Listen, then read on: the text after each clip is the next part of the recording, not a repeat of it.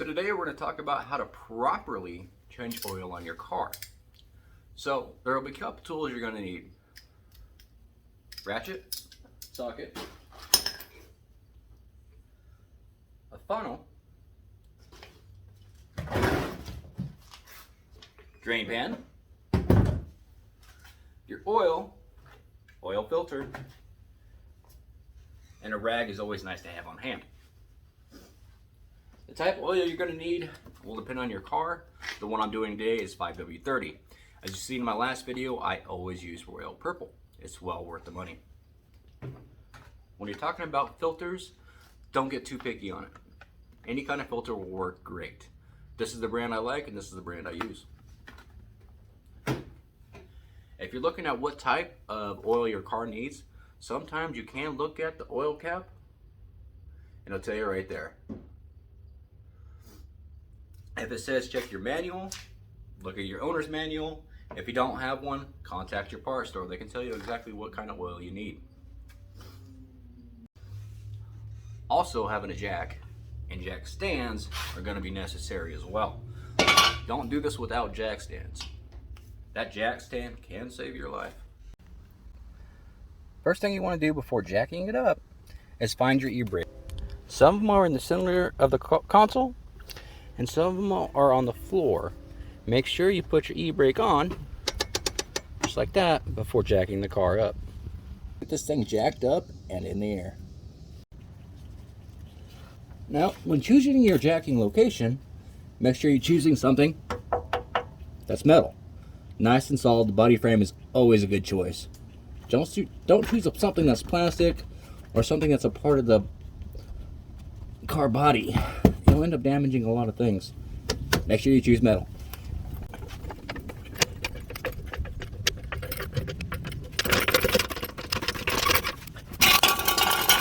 And as always, make sure you put your jack stand on.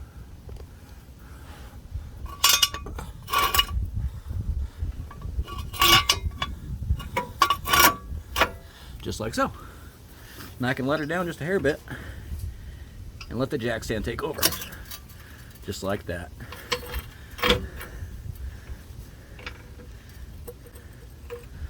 Once you got the jack stand on, you can lower your jack and get this out of the way. And now we can climb underneath the car. Nice thing to have around is a nice piece of wood you can lay on top of. That'll keep you clean, make the job a little bit easier. So, a couple things you'll need when you climb underneath the car. You'll need your drain pan, oil filter, clean oil, channel lock always helps, and your tools. And of course, a rag. Some of the things you want to grab before you jump underneath the car. I don't like getting out more than once, so grab everything that you're going to need. Next, you'll need to locate your oil pan. For me, mine is right here.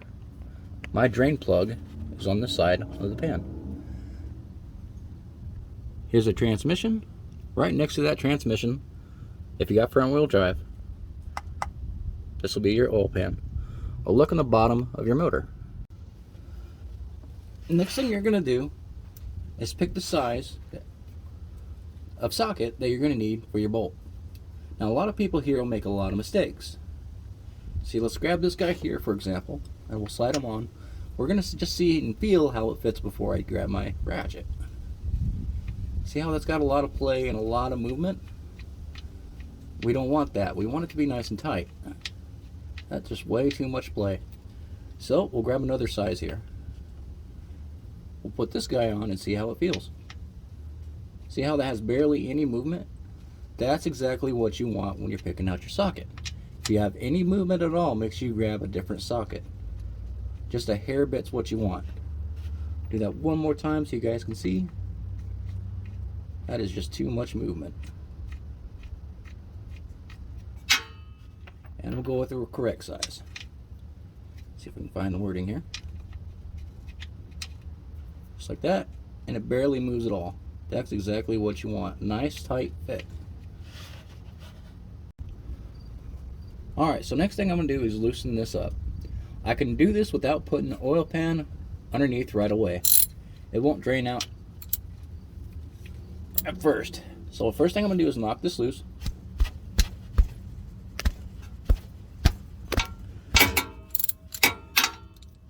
Once I can move it around with my fingers, I will now move my drain pan. Now that I have my drain pan underneath it, there's my drain pan, I'm going to go ahead and take this bolt out, the drain bolt. I have my rag handy because now I'm going to get nice and dirty. Go ahead and remove this.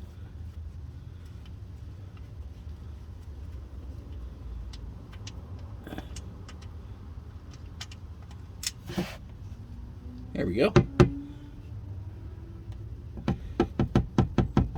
Now I'll take my rag and clean off my bolt and fingers. And we can let that drain for a little while. I usually wait until I got a decent little drip going. Once it starts dripping, I go ahead and put the bolt right back in.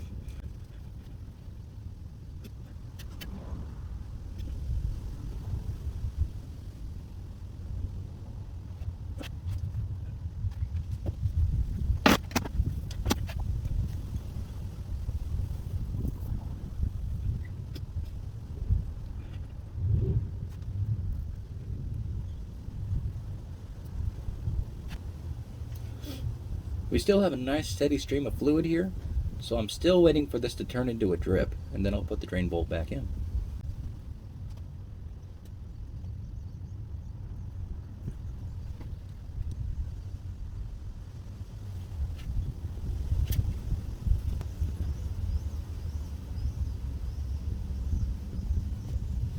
Alright, now you can see we're starting to drip here. So I'm going to go ahead and stick my bolt right back in.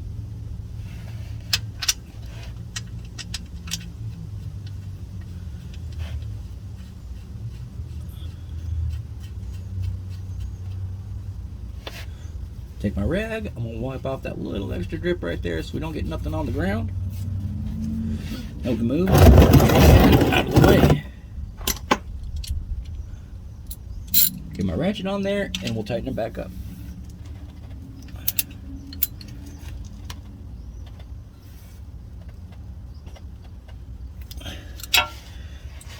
It just needs to be snug. It doesn't have to be extremely tight, so don't go too crazy with it. So next thing you're going to need to do is find your oil filter. Mine is actually located up here, so I actually need to change this one out on top of the car. So if you don't know where all your, if you can't find your drain bolt, if you can't find your oil filter, look up this information online. You can easily find the location of all the stuff, and somebody will have pictures, and definitely help you out find your stuff. So next thing I'm going to do is grab my drain pan. I'm going to put it right underneath where my oil filter is. So when I take that off, the oil will actually drain down in my drain pan. I don't have a giant mess in my driveway. And there's my oil filter. So first thing we need to do is remove that oil filter. See if I can get a better view for you guys. Here we go. Here's the oil filter. Hopefully a little bit better view for you guys. Now, you ain't going to have much room to move. Unfortunately, with newer cars, you're getting less and less room. So, now what I'm going to do is take my nice little channel locks, try to get them in there the best that I can.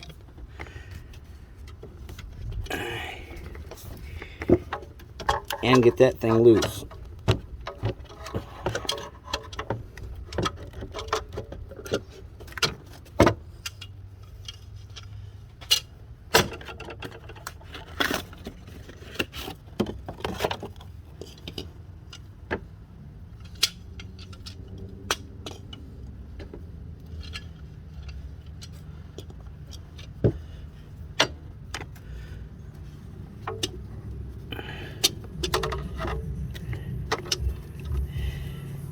Alright, clamp onto it.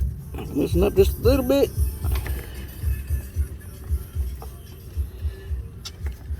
Sorry for the angle, guys. Not much else I can put my camera.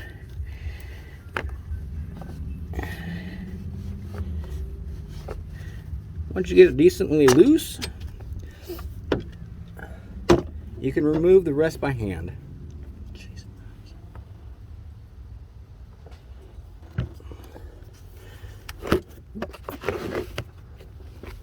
my hand in there. Okay, now it's nice and loose. First thing I'm going to do as soon as this pops off, since I am on top of the motor, I'm going to turn it up ways so the oil doesn't drain out all over my car. You're going to get a little dirty, you're going to get a little messy, and that's okay.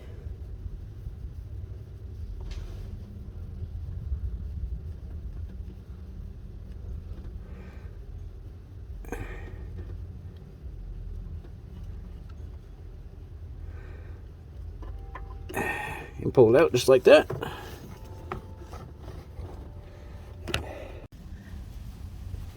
Then you can just leave your oil filter in your pan and let it drip out for a while. That's going to drain for quite some time, so just leave it in there. It'll drain. It'll be all right. Now we can take this and throw that back in the garage. All right, your next step is going to be putting the oil filter back in. Before we do that, we want to take some fresh oil and put it around the ring and inside the teeth here. So I'm going to dip my finger in there, like so, and just go around that ring. A little bit on the inside, keeps everything lubed up. And the main reason that we do this around that ring is so that when we take this back off, it all comes out together. Makes your life a little easier. And we'll take our guy, we'll slide her right back down.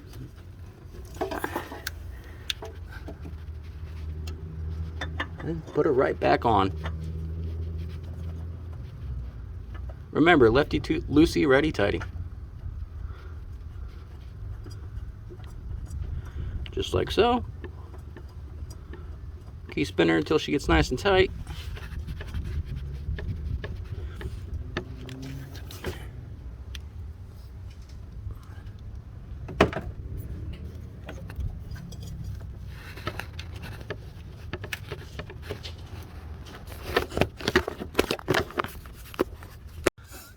And you keep spinning that until it's nice and tight. Only thing you need to do with an oil filter is get it hand tight. Get as tight as you can with your hand, and that's tight enough. There we go. Do not use that to put it on. You don't need that much force to put these on. They will not leak, trust me. I've seen some guys actually use wrenches, oil wrenches, to put those on, and they fight to get those things off. So make sure you only use your hands. That only has to be hand tight. All right, next thing we're going to do, take your oil cap off, put your funnel in, and we'll start adding oil. Now, how much oil you're going to need and how much oil you're going to use might be different than mine. Make sure you look at your specifications or ask your local part store for assistance.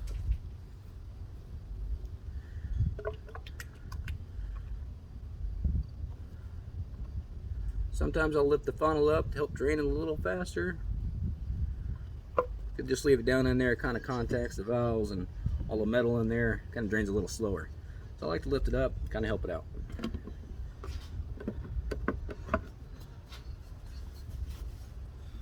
I'll leave it in there for a couple seconds again until I see a nice drip. I'll put the cap back on there.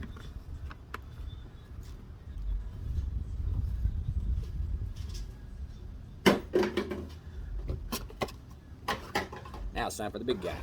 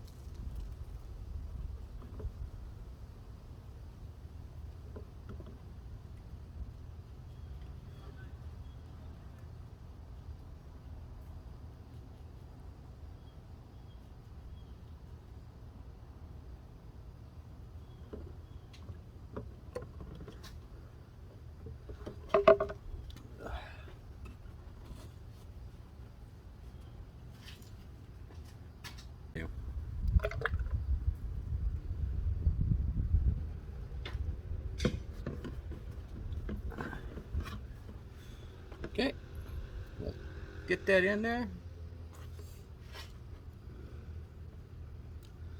Gonna wait for it to stop getting a nice run. Wait for it to start dripping.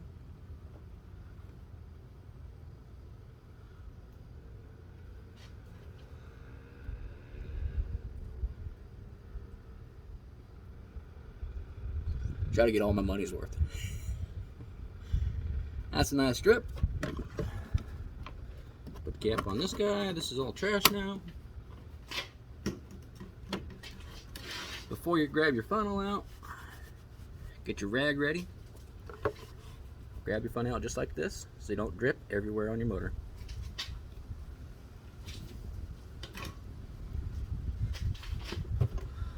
Put the cap back on. Grab your other rag. Clean up any oil spills you might have made. Then that's it. Yeah.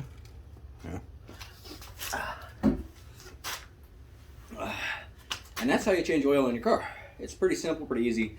Obviously, the last step is going to be jacking the car back up, taking the jack stand out, and she'll be good to go. As you guys know, Royal Purple, always suggest that. Make sure you get that kind of brand. It's worth the money.